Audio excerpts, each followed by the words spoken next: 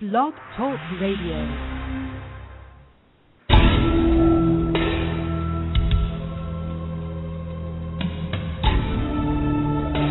You are now listening to True Murder, the most shocking killers in true crime history, and the authors that have written about them. Gacy, Bundy, Dahmer, The Night Stalker, BTK. Every week, another fascinating author talking about the most shocking and infamous killers in true crime history. True Murder, with your host, journalist and author, Dan Zupansky.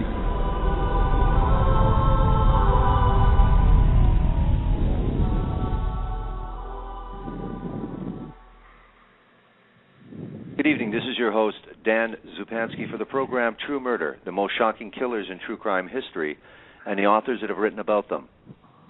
For 25 years, John E.Douglas worked for the FBI, where he headed the elite Investigation Support Unit.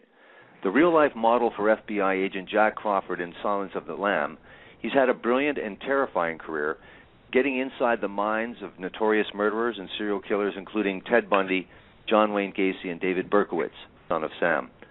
Written with longtime collaborator Mark Olshaker, Law and Disorder is Douglas's most provocative and personal book to date. In it, he addresses every law enforcement professional's worst nightmare, those cases where, for one reason or another, justice was delayed or even denied. Through a series of character-driven case histories from the earliest trials in Salem, Massachusetts, to the bungled trial of Amanda Knox, Douglas shows what happens when the system breaks down and bias, media coverage, and other influences get in the way of a dispassionate pursuit of the evidence. Here also are Douglas's personal reflections on his ongoing search for the truth, from painful lessons learned early in his career to his controversial findings in the West Memphis 3 and John Benet Ramsey investigations. Brimming with procedural detail, Law and Disorder is an eye-opening insider's account of the exhilaration and frustration that attend the quest for justice. The book we're featuring this evening is Law and Disorder, and with my special guest, author and documentary and filmmaker, Mark Olshaker. Welcome to the program, and thank you for agreeing to this interview, Mark. Thank you, Olshaker. Dan. Thanks for having me. I hope that's the proper pronunciation of your name, Mark. Yes, it is. You did very well. And with a name like Zupansky, I guess you can appreciate a name like Olshaker. That you can pronounce my name is fantastic. No one can do it around here, so it's amazing. I've heard everything. So, thank you very much for this. This is a big thrill. Like I had said to you just previous, we got to speak a little bit. Mindhunters is huge. I first got introduced to your writing with John Douglas, Mindhunters, and then Journey into Darkness. And of course, you guys are just legendary in terms of, now that you see Criminal Minds, a big series on television, and so much emphasis on the stuff that you were involved with way back when. Tell us a little bit, because I was just fascinated with your background, but you, if I'm not correct, the date, in 1992, you eventually won an Emmy for this, the PBS series on Nova, The Mind of a Serial Killer, and a serial killer. Maybe you could tell us a little bit about that, because we want to get the background on how you two guys teamed up, basically. This is not similar to some of the relationships where, there's a law enforcement guy and then there's a journalist and author. So you guys are an actual team, and you got together in 1994 in Mindhunters Incorporated. Tell us about, though, the Mind of a Serial Killer in 1992, that series, please. What happened, Dan, was I, like so many other people, I had read Silence of the Lambs, the book by Thomas Harris, and I was fascinated by it. And when I heard that they were going to make a movie of it, I went to my producers at Nova, the PBS Science series, and said, look, I read this book, which I loved, and if the movie is anywhere near as good, I had no idea it would be the huge hit it was. I said, people are going to be very interested in this subject, and why don't we go in and get the real story? And at that point, the FBI was very cooperative. They were happy to have the publicity, and I brought my production team into the FBI Academy at Quantico, And we started looking into it, and I said, this is a fascinating subject. And the most fascinating part of it was this guy, John Douglas, who I had not known before, but who himself had been a legend in criminal investigative analysis circles as the behavioral profiling pioneer. And he was the one who the character of Jack Crawford in Silence of the Lambs was based on. And he was the head of this group of profilers called the Investigative Support Unit. And we made a film, Mind of a Serial Killer, as you talk about, which shows how this unit brought a repeated serial rapist and murderer to ground and got him prosecuted and convicted. And the show did very well, as you say. It had Emmy consideration. And interestingly enough, once it was on PBS, the Investigative Support Unit overnight started getting even more requests than it already had. And I just became fascinated by this unit where the people could look at a crime scene, or as John did, look at photographs, crime scene investigative materials, and say, okay, you're looking for a 22 to 27-year-old white male loner who lives within a mile of the crime scene. He went to high school. He graduated high school, but not college. He is on psychotropic drugs of some type. He lives with his parents or some other family member. He does not drive. He has no driver's license. He is nocturnal. He is underemployed. Oh, and by the way, you've already interviewed him.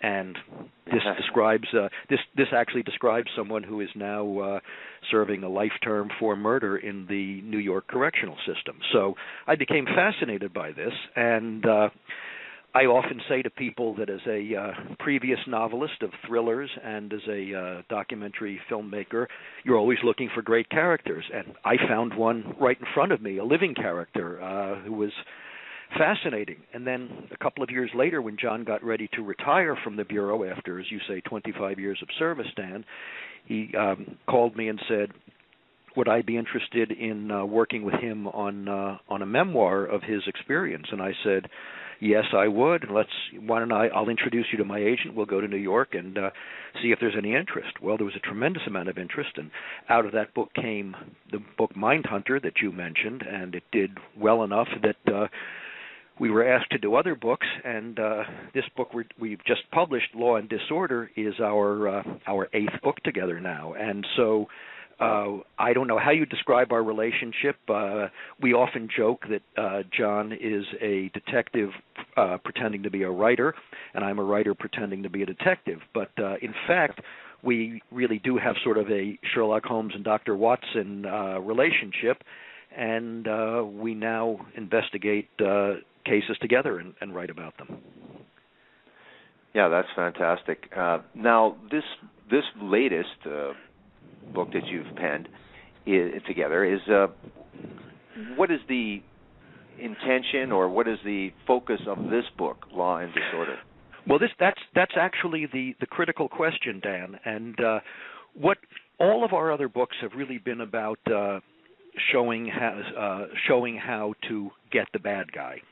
And what we realized here when John got out of the Bureau and he started working on other cases like the John Benet Ramsey case, what we realized was that the skills that he developed in the Bureau, what we call criminal investigative analysis or behavioral profiling, were not only applicable to catching the bad guys, but they were just as applicable to getting to the truth of cases that have already been adjudicated and exonerating people who had been unfairly or wrongfully convicted, or if not convicted in the courts, convicted in the arena of the public or the media, as was the case of John Benet Ramsey's parents, who were almost immediately convicted in that court of public opinion. And as soon as John began working on the case, he realized that they didn't do it. And what this book is really about is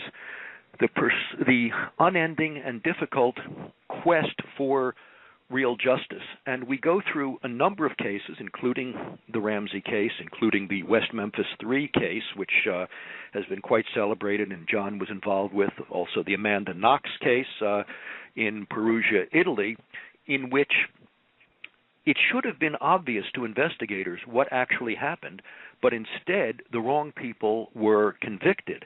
And what we do is we go through these cases and show what happens, what the horrible consequences can be when preconceived notions or an already existing worldview or prejudice or whatever else takes the place of rigorous investigation and evidence-based investigation and searching. And this can apply to police, to prosecutors, to the media, to the public in general.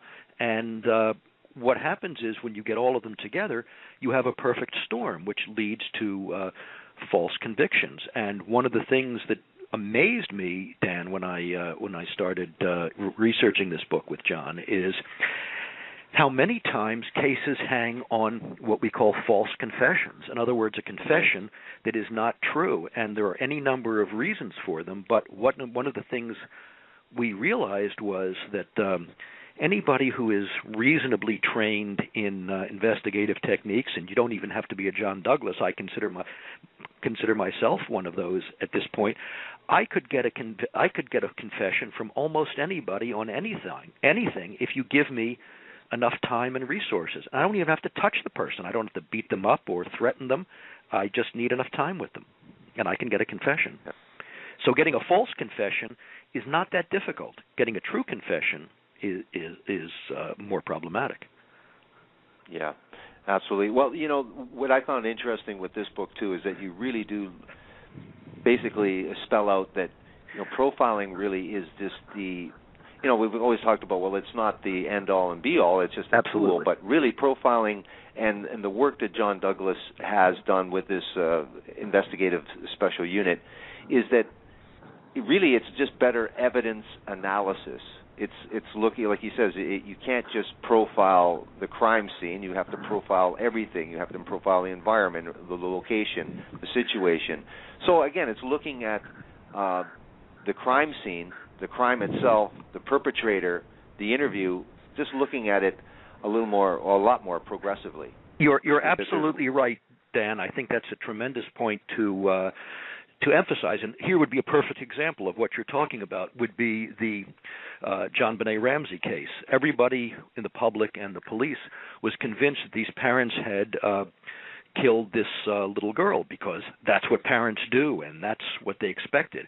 But if you study the medical examiner's report, in other words, nothing to do with profiling, you study the medical examiner's report on how this child died, and then you try to correlate that with the behavior on the scene and what we know, you will see, as we explain in this book, that the parents couldn't have done it. So what this is doing is this is taking good, solid scientific evidence, evidence-based investigation, correlating it with what we know about profiling and human behavior, and coming up with your conclusion in a logical, methodical way based on that evidence.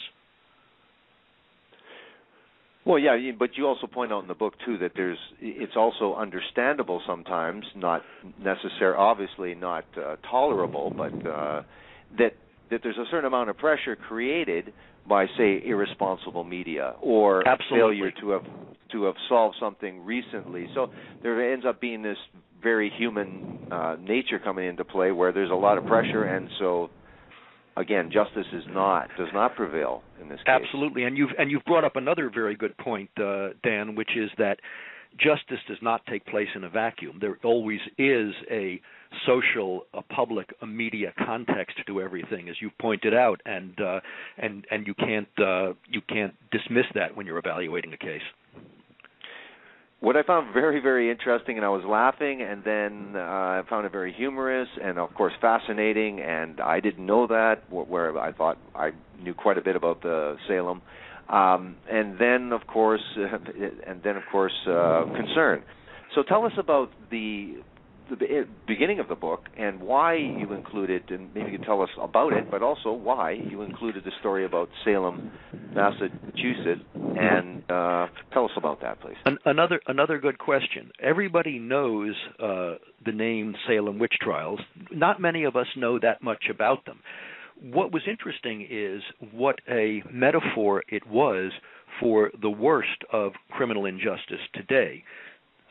We start the book, as you say, with the Salem witch trials, 1693, in the Massachusetts Bay Colony, and the first person to be brought before the what they called at that point the Court of Oyer and Termine was a woman named Bridget Bishop. She always wore black. She was considered odd by the community, and she didn't go to church. 300 years later exactly, 1993, in West Memphis, Arkansas, 3 8-year-old boys are apparently brutally murdered in a wooded ravine. The first person they bring to trial as a defendant is an 18-year-old kid named Damien Eccles. He is accused of having murdered these kids in a satanic, ritualized way. What's interesting about Damien, and remember what I just said about Bridget Bishop, he always wore black, he was considered odd by the community, and he didn't go to church. And he was convicted and sentenced to death. Yeah. Now, that's 300 years separate these two events, but not much else. Yeah, it is fascinating. And tell us a little bit more about the original Salem trials and what you're trying to convey in its representation. Well, this is why we decided to use these, because what the theme of this book really is what happens when a crime occurs that, rather than thinking about it as an individual crime, it fits into the preconceived notions or worldview of the community. Now, this community in Salem believed in witches. They believed in witchcraft and the supernatural. And so when a group of young and teenage girls started acting in a very peculiar manner and started doing things that were not explainable in any kind of rational sense, it was assumed that they had been possessed by witches. And so the first thing you do is you look for the witches, and they were all too eager to identify the witches, and then they started prosecuting them. Now, we think of medieval witches being burned at the stake and all of that. Well, this was a little more modern than that. Nobody was burned at the stake here. These witches were hanged, but they were, in fact, executed. And what happened was soon the community just started cannibalizing and turning on itself, and you never knew who was going to be accused next. And there are so many interesting parallels to the present. For example, they thought they had good scientific evidence, and the scientific evidence that they had was if somebody saw a accused witch's shape or specter, in other words, their supernatural embodiment, lurking above them, that was considered good scientific proof that that person was a witch, and that was used to convict people. But then Cotton Mather, who was one of the most important clerics of the day in the Massachusetts Bay Colony, said, I think you may have it wrong. This is not good science. And the reason it wasn't good science was because if these witches were all acting on behalf of the devil could assume any shape he wanted. Everybody knew that. So they could have been misinterpreting the evidence. It might not have been these individuals themselves who were accused of being a witch. It could have been the devil. And suddenly everybody said, oh, maybe the science isn't so good after all. And what's fascinating is we still have bad scientific evidence today. Now, again, going back to West Memphis 300 years later, this was a community and a law enforcement establishment that believed in Satanism. They believed satanic activity was happening all over the place. So when 3 young boys were killed in what looked like at first a ritualistic fashion, they figured, all right, who's likely to have committed that kind of thing? And they rounded up 3 kids, one of them whom was illiterate and had a functional IQ of about 65, and they got him to confess to a crime which clearly he hadn't done, and named 2 other people who he hardly knew. again, a very interesting parallel. But the parallel almost stops there, because by the next year, by 1694, the people around Massachusetts Bay had serious second thoughts about what they had done, particularly when Cotton Mather's father, Increase Mather, who was the president of Harvard University and a very distinguished cleric, he had been in England, and when he got back, he said, this does not seem like the right thing, and people started rethinking it, and within a year, anybody who was left in prison had been let out. The families of those killed had been paid reparations by the state legislature, and they started immediately to try to live it down. In West Memphis, Arkansas, it took 18 years for people like John Douglas and other investigators to get these three innocent young men not exonerated, just let out of prison, which happened about 2 years ago. And by the time Damien Eccles, the supposed ringleader, was let out, he went from age 18 when he was convicted. He was let out of jail, out of prison, off of death row when he was 36 years old. He had spent half of his life on death row for a crime he not only didn't commit, but was nowhere near. Yeah. And this is something, Dan, the community, the police should have known. It should have been obvious by the type of crime, by the type of evidence, by the lack of evidence, and yet it took somebody like John Douglas coming into the community and saying, you've totally misinterpreted this crime, and then having the scientific experts to back him up with good, hard science, which they never had before. And it's really a shame. The same thing with the Amanda Knox case in Italy. You have this 20-year-old American girl who is convicted of ritualistically, satanically killing her flatmate in this bizarre ceremony. Now, I submit to you that this does, first of all, the idea of satanic murder basically does not exist. It's a myth of those who believe, and some in law enforcement. The FBI has no documented cases of it taking place in any Western country, and yet the prosecutor was sure that this is what had taken place, and so all evidence then pointed to this young girl who had never been in trouble in her life suddenly being seized with the idea that she should kill her roommate in a ritualized sexual orgy. Yeah. And the evidence just wasn't there. And what was particularly interesting in this case is the evidence of who actually did it was there. They caught that the police did catch that person. His DNA was all over the place. Amanda's was nowhere, and yet they stuck to their story, and she spent 5 years in prison before she was let out. Well, it is. I've done a few programs of wrongly convicted persons in the U.S., and it seems that overzealous prosecutors, even when they're faced with DNA evidence, are reluctant to let. Like you say, the West Memphis, they couldn't have. He wasn't exonerated, but they reluctantly let him out. I mean, that's right. Not only was John Douglas involved with that, there was Hollywood stars lined up for this. There was a lot of people that were. It seemed obvious to a lot of people. And Johnny Depp was involved. Metallica. So many people were involved, and a lot of it was financed and orchestrated by Peter Jackson, the director of Lord of the Rings, who, with his life companion Fran Walsh, were really tremendous heroes in this. Yeah, it's shameful that a proud judicial system is actually being. It's shameful that the reputation of that judicial system is marred by these. Again, people have. If you're wrong, you're wrong, and you have to say that. So exactly, a person like John Douglas, which has been on the side of law, and certainly not. He talks about.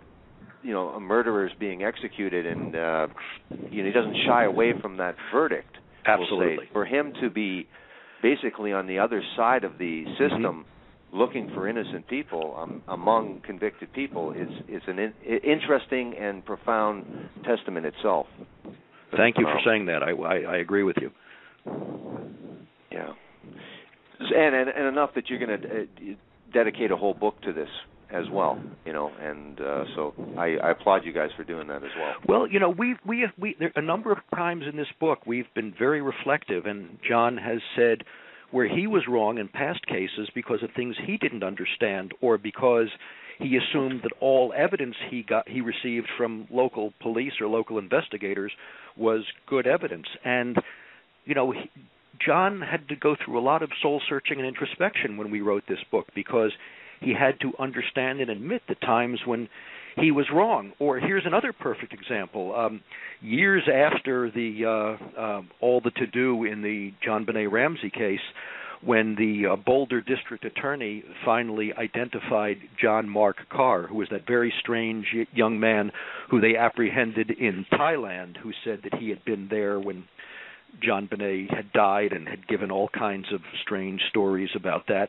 And John and I believed that they had finally gotten the right guy. Why did we believe that? We believed it because of a preconceived notion of ours, which was that with all that they'd been through, with all the embarrassments, with all of the false leads in that case, the Boulder District Attorney's Office certainly wouldn't have gone public and made a big deal out of this if they didn't have this guy dead to rights, if they didn't know everything about him and were sure that they finally had the right guy.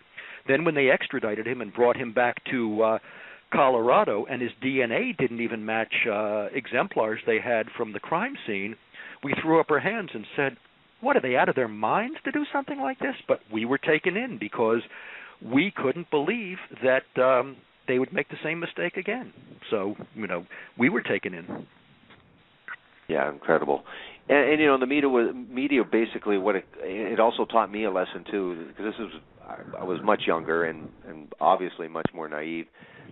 A lot of people try to judge a lot of things, a politician by a debate or by a commercial, and it's the same when you see Ramsey.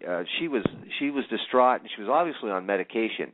Mm-hmm. So to someone like me at that time, I thought she was disingenuous, and so I convicted her in my mind from her reaction on television, which is irresponsible, and the media preyed upon that as well. Well, Dan, you're absolutely right, and this goes back a long way. Back in 1932, when Charles Lindbergh's toddler son, Charlie Jr., was kidnapped in New Jersey, a lot of people thought that Lindbergh himself must be involved because he was so stoic and he never showed any emotion and he seemed so control-oriented. And you just have to realize everybody reacts in their own way, and this is a man who knew that the only way to survive in desperate situations like flying across the Atlantic Ocean by yourself for the first time is to be in total control, to be totally dispassionate, and he was able to do that. And so it's very easy to misinterpret somebody's one of the things we realized in dealing with all the victims and victims' families that we've dealt with over the years is you really don't know how you're going to react in the time of crisis and horror and tragedy. And if we evaluate or judge other people who we see in those situations, we do so at our peril because we don't know how we would react ourselves. I swear to you. Yeah. Well, the thing is, if you're basing it on that, and then that's what normal police procedure was. They did have tunnel vision and narrowly focused on suspects that they felt were good, and did a lot of this gut instinct. Profiling really does a lot of excluding of people, like you were saying with this book, is you've got to the point where you can't exclude people, even in retrospect. You can go and reanalyze the information. And I think that's another important point to get across, which is profilers like John Douglas, they don't catch criminals. The police catch criminals. They help. What profiling can do for a local investigation is either reaffirm or redirect the investigation. In other words, show that you're on the right track with the suspects you have, or that you should readjust and go in a different direction. That's what it can do. And then when a suspect is apprehended, you can also evaluate and see, well, does this person meet the right criteria?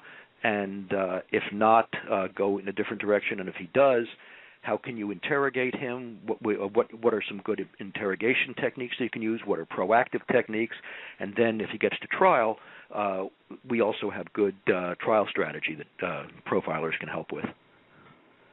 Well, the basic art or science of profiling has been criticized by some people, but what's interesting is that, and probably why you have so much credibility as well, is that when you had the attempt at identifying a suspect through profiling with your mind of a serial killer, you guys were accurate but one detail, and even that one detail, you're still confident because you say that one detail can be explained as well.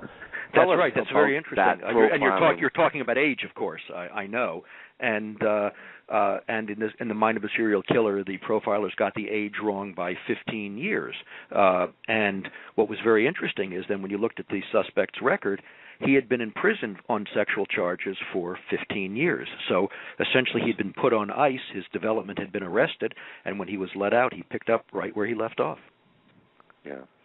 Tell us more about that profiling that you did do and the identification, the whole process that you were successful in identifying. And this is, back in 92, so tell us a little bit more about not the victim, but the suspect itself, and how you were successful, and what made up the profile itself. Well, the first thing you do is you look at the crime scenes. You see what kind of person it is. You can tell a lot about crime scenes, from crime scenes. And one of the things that became clear in this case is, first of all of the victims were prostitutes or street people. Now, what's interesting is you wouldn't think of it at first, but we can often lump prostitutes, children, and the elderly into some of the same categories. And that category is that they are the most vulnerable. They are the least able to defend themselves. But somebody who would attack a prostitute, we would start by concluding this is not somebody who feels good about himself. This is not somebody like a Ted Bundy who is handsome and glib and feels that he has the gifts to seduce a woman and get her under his influence on his own. With a prostitute, all you have to do is say, come along. And so we knew immediately that this was not somebody who felt good about himself, who had a lot of social skills. So that tells you something. We found out from the crime scenes that this person was coming back to the crime scenes after death. So he probably had some necrophiliac interests, and he was masturbating on the at the scenes. We also there were a number of indications that he had already injected himself into the investigation. So we started looking at places that police tended to hang out, and from experience, we knew that each of these things we were finding out has other elements and attributes attached to them. And eventually he was identified. He was caught and convicted. He admitted the crimes, but claimed to be a multiple personality, which is very interesting because we find out that in most multiple personalities seem to develop post-arrest, but he was convicted and put in prison in New York and died in prison. Fortunately for the rest of us. Yeah, it was a successful conclusion. Yeah, what was the evidence that he had? What exactly was the evidence that he had injected himself into the investigation? I don't remember at this point anymore, but I think you can one of the things that you can do is there are proactive techniques where you can put out certain pieces of information, which you can then see if the unsub or unknown subject is responding to. And sometimes you can plant information that only he would know or that he would not know is not true.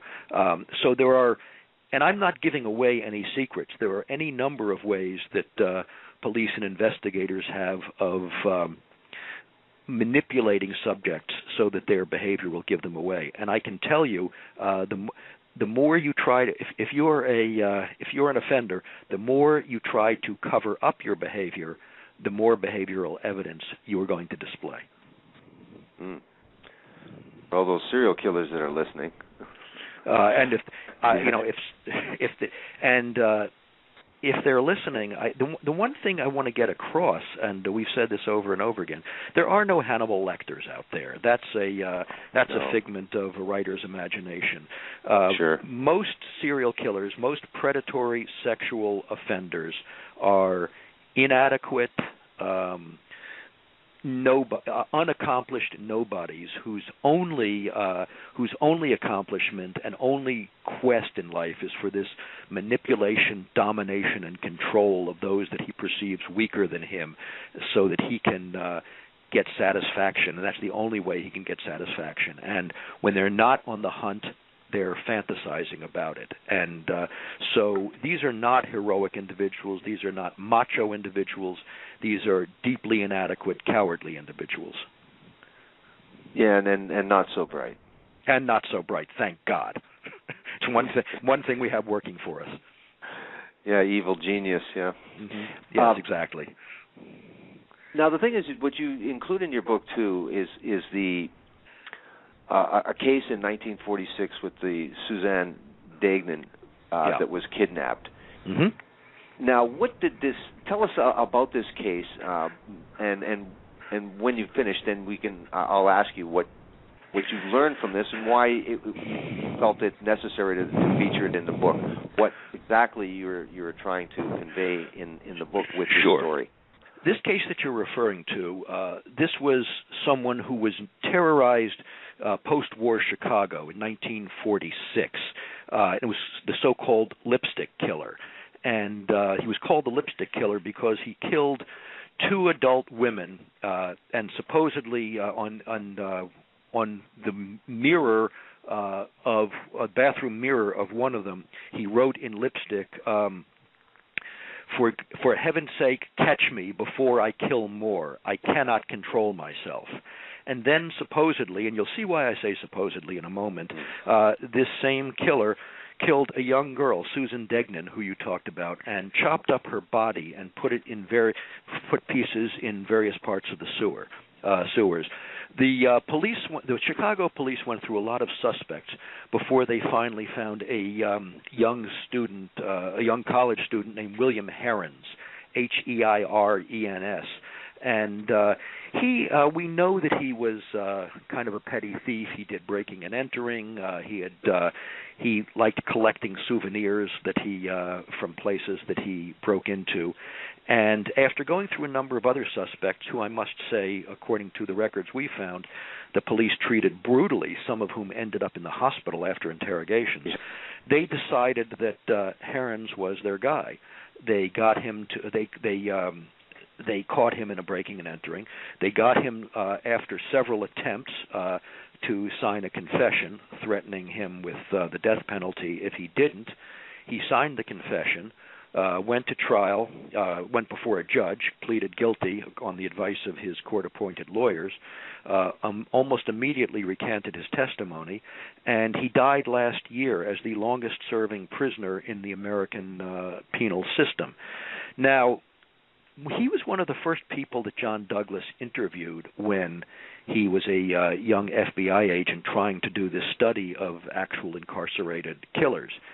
And what he said was, and what John said at the time was, boy, this guy, he's got an answer for everything. He said, if I hadn't seen the record, if I hadn't seen the fingerprints themselves, if I hadn't seen the confession, if I hadn't seen the crime scene photos, I'd believe this guy was telling the truth. I'd believe he was innocent. And that's actually what we said in our first book, Mindhunter. And then in light of all of the other things that we've learned since John left the Bureau, and that all evidence is not equal, and that all investigations are not properly conducted, we started looking into all of the elements of this, and we realized that William Herons' previous behavior did not fit in with the kind of crimes that the so-called lipstick killer committed. His crimes did not at all relate to those of somebody who would murder a little girl, chop her up in pieces, and put her body in the sewer. None of his previous crimes, none of his previous behavior correlated with these cases. In fact, we found suspects that the Chicago police had dealt with who actually made more sense. And we concluded that in all likelihood, William Herons, though a petty thief and a breaking and entering guy, was probably innocent and spent his whole life in prison needlessly. And that was quite a revelation, quite something to have to deal with. We realized, we looked back at all the evidence, the fingerprints, everything, and there was nothing to say it couldn't have been planted. And then when we looked at the behavior of the Chicago police at that point, we realized that, as you yourself pointed out, Dan, at the beginning of the show, it was very important to them to stop this reign of terror and this public demand for blood. It was very important for them to have a suspect and then a convicted defendant, and that's what they got. Well, it's and so that became an object lesson beaten. for John and me, and it stayed with us. Yeah, there's a lot of comprehension when you see that they beat the one suspect enough that yes. he got this huge settlement for the time. Exactly. And so exactly. then they were talk about increased pressure. They were pressured mm-hmm. enough to beat this guy half dead. That's right. And then from there, they were really looking for somebody to just cover their own tracks. So absolutely. Yeah, and without the proper technique. And also, if you are a publicly elected prosecutor, which is another thing we think, we don't believe that judges or prosecutors should be publicly elected. If you're a publicly elected prosecutor and you have a major crime and you have the choice to make of whether to indict someone or leave the case open, you are going to be very hard pressed not to come up with a suspect that your voters want. Yeah, in Canada we don't have that system. We don't vote for judges, and we don't prosecutors and sheriffs, so we don't have the politics coming into play. Yeah, which is very good. It's better. It's better in that respect. I think especially when you see overzealous again convictions, so in small places as well. So by the time anybody looks at these things, the small center, I mean, not to say it's just a small town, but things can take on a whole life of their own. For sure. Absolutely. Now the other idea, the other idea with William Herons, how certain, and this I'm just speaking as somebody that might be again looking at this and saying, how can you guys make that kind of decision? Mm-hmm. That you said, well, there could be possibly the fingerprint planted, and mm-hmm. apparently there wasn't enough for the fingerprint to be conclusive, wasn't it? 9 points out of 12, something like that, or 9 out of 18, or whatever the standard at the time was. I don't know, but right. I mean, but even is, that we're finding that fingerprints aren't how exactly. are you so certain based on the technique of profiling itself? I know you said that. When you talk about that, he could not have committed this crime because the level mm-hmm. level of sophistication or the level of depravity, and based on that he didn't have any of that background whatsoever. Yeah. Again, was there enough? Sure, I understand. One of the things you look at is past behavior, and every criminal evolves in a certain way. In other words, nobody suddenly wakes up one day and says, well, I think I'll go commit the perfect crime, or I think I'll go out and murder somebody just because I feel like it. There's usually an evolution, and there's usually a connection. And we've found that criminals generally stay within their own comfort zone, or they evolve in the same direction they're going. William Herons was a student in school. He was a smart guy. He had a bad family background, and he took it out through breaking and entering. But when we looked at him, there was nothing in his background, nothing in his psychological profile that would suggest that he would then become a murderer. Now, this is complicated by the fact that he did carry a gun, and when he was apprehended, he did shoot at a policeman. But there was nothing that was defensive on his part, although certainly wrong. There was nothing in his background that we could describe as predatory or looking to be a rapist or a murderer. And so when you put it all together, when you put the totality of the case together with the fact that there were other suspects who actually were more related in their backgrounds and in the evidence to these three crimes, we conclude that, and then when you take into consideration the fact that he was brutally interrogated, that he had court-appointed lawyers who believed he was guilty, who were just trying to save his life, that they tried to get him to confess several times, and he didn't. He did once, then he went back on it, and he went back and forth on that. He finally confessed, signed a confession after a tremendous amount of coercion, and almost immediately withdrew it. You have to say, if you look at the totality of the evidence, if you look at the context of the time and what we know that the Chicago police were doing to get confessions at that point, the overwhelming likelihood, when you take all of that in totality, is that this was a bad conviction. Again, can't say 100%, but the preponderance of the evidence certainly suggests that at this point.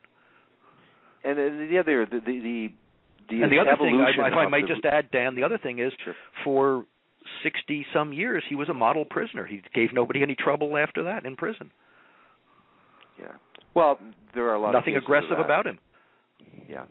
The thing is, what I found interesting is that you talk about that there was no, and again, this is the evolution of the research that John Douglas was involved with early as a pioneer, and then there has been an evolution, and like you say, that John has realized his past naivety regarding this, and he had a different outlook regarding some of the evidence, that the way he looks at it as opposed to the way he would have looked at it. That's right. You talk about that there was no traumatic event in William Herron's life that would then turn him into something like this. There was nothing that would precipitated this. There was right. nothing that would. There was no trigger. There was no nothing, trigger, no precipitating incident. That's right. And as a break-and-enter artist, he really wasn't there for the goods. It wasn't. He wasn't a desperate thief. He didn't need That's right. the money so much. That's so, right. I think this is how far profiling has gone, that you guys can look at this evidence and, again, a completely different perspective. And again, you have to be mature enough to say you may have been wrong in the past. Yeah. But it makes that hard for prosecutors. Absolutely. To go back 25 years and to admit something like that they've been holding on. Because, of course, somebody sitting in jail for 25 years, that would weigh heavy on your conscience. Say, hey, I was wrong. It certainly would weigh heavily on your conscience. But we end the book with a citation of a case from 1935 that went before the Supreme Court in Berger versus the United States, and that established the principle that, which I'm sure you have in Canada and should have elsewhere in the world, where a prosecutor is not there solely to convict. A defense attorney is there solely to defend an accused man or woman, defendant. But a prosecutor has a higher responsibility. The prosecutor is supposed to determine that justice is being served. And the prosecutor, if he does not think that there is sufficient evidence to bring a conviction, that prosecutor is supposed to stand up and say, this is not a good case. And very few have the courage to do that. Yeah, I see a lot of cases of circumstantial evidence being put to a jury where, not to talk about Canada so much, but Canadian courts will, if there isn't enough evidence, then the case is going to collapse. If it doesn't, right. If they don't take it to a jury, at least the jury is instructed, or at least the case proceeds that that person is not convicted. So. And circumstantial evidence, sometimes gets a bad name, but if it's good circumstantial evidence, that's as good as anything else. I mean, eyewitnesses can be wrong, as you know. As we said, confessions can be wrong. So it's the totality of the case. And one thing which we say is, you're a communicator, as am I. You're a journalist. What we do is tell stories, but that's also what the criminal justice system is all about. In a trial, you have both sides are using basically the same fact pattern, and yet the prosecutor and the defense tell two stories. And the one that the jury thinks rings the most true, is the most interesting, is the most likely, is the one that wins. Certainly. Now, tell us a little bit about when you talked about your team that you have, you and John, that he's part detective, you're part reporter, that he is the analyst and you're the interpreter. Tell us a little bit more about this Mindhunter Inc. that you came up with in 1994. What was your goal, and how do you guys actually work?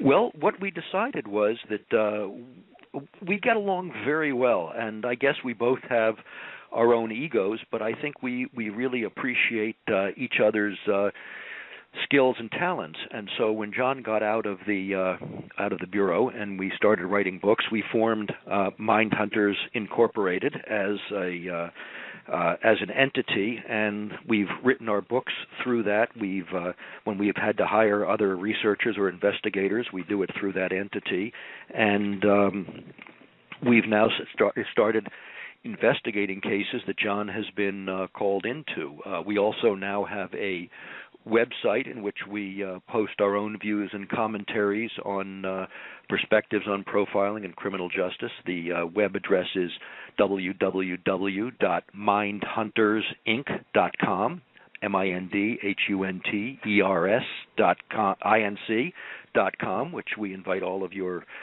listeners to look at. And we kind of act as a team now.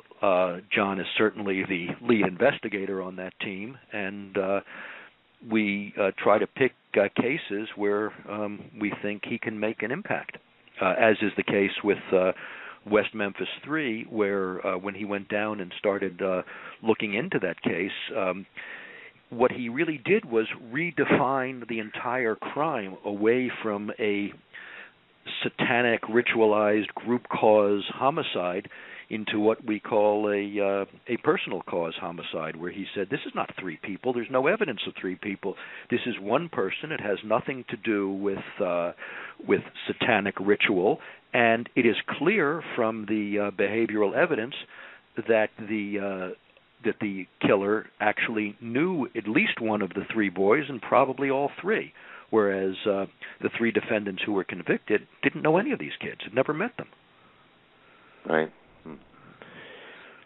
Yeah, very interesting. Now, you have another project, and I don't know, the first one was with John, but is this new Nova project on PBS, Who Killed Lindbergh's Baby? Yes, that tell us a little bit John about that. is involved in that one.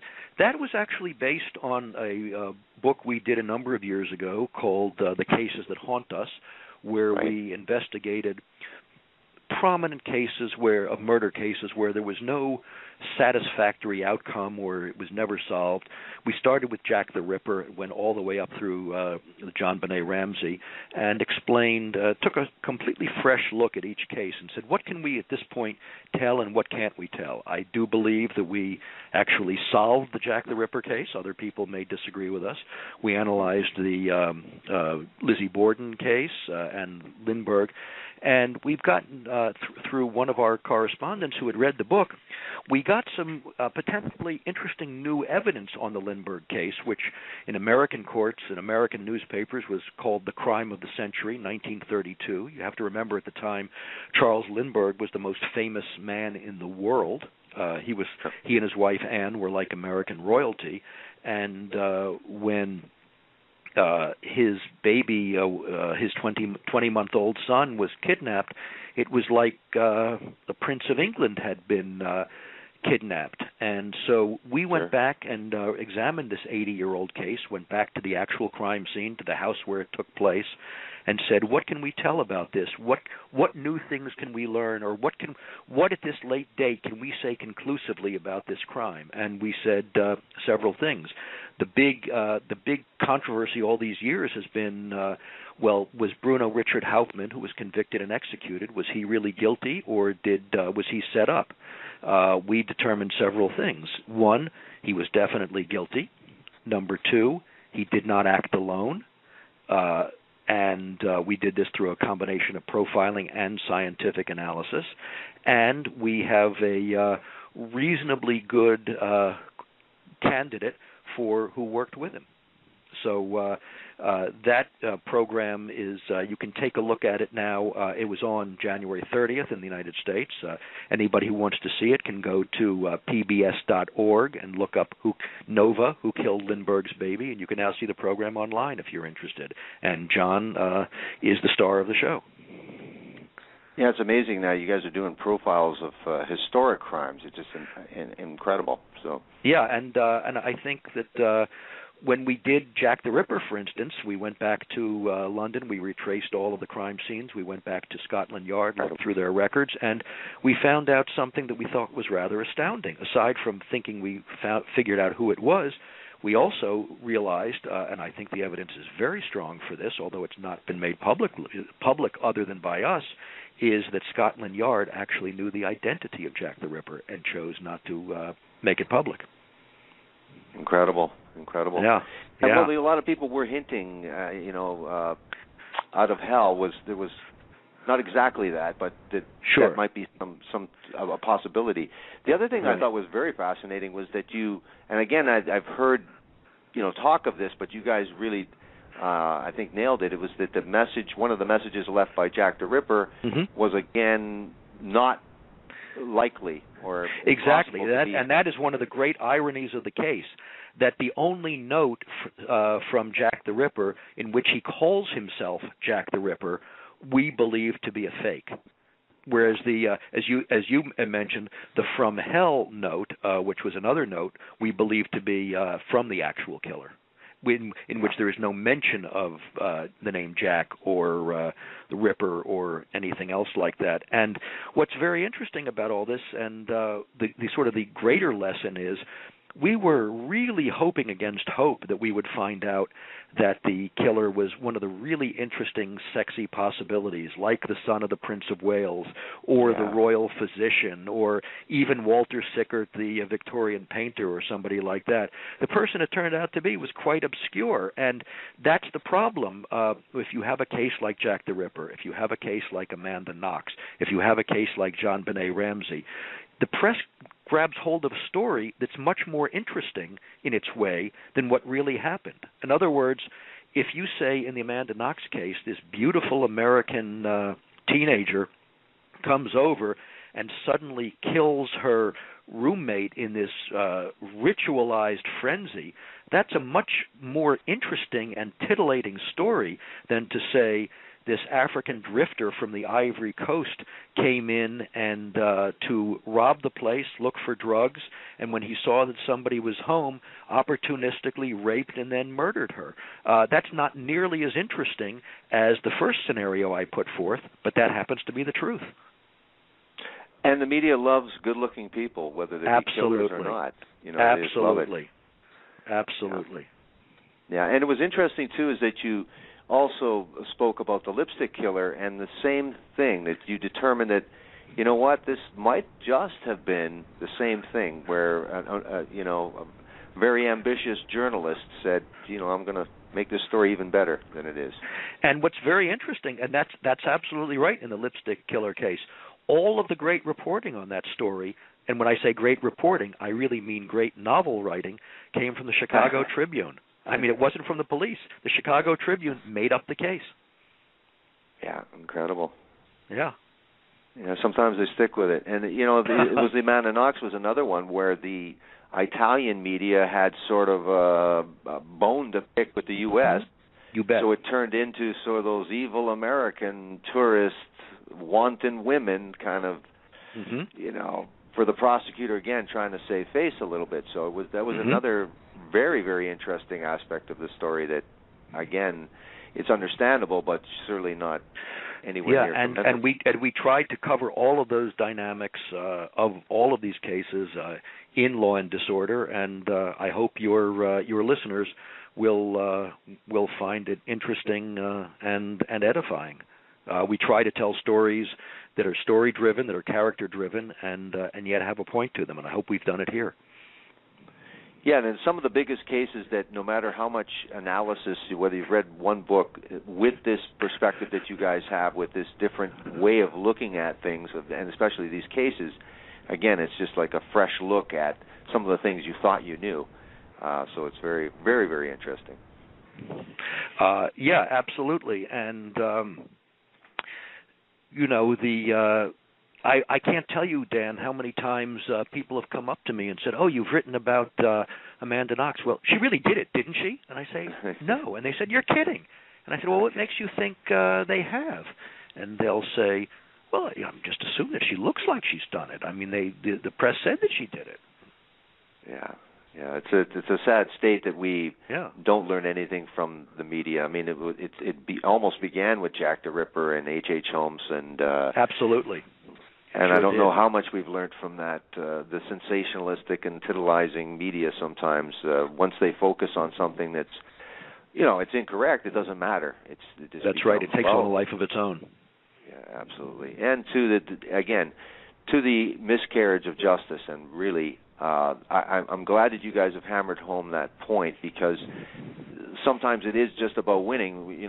Some of the biggest source of information sometimes is Law and Order on television, which is fictional.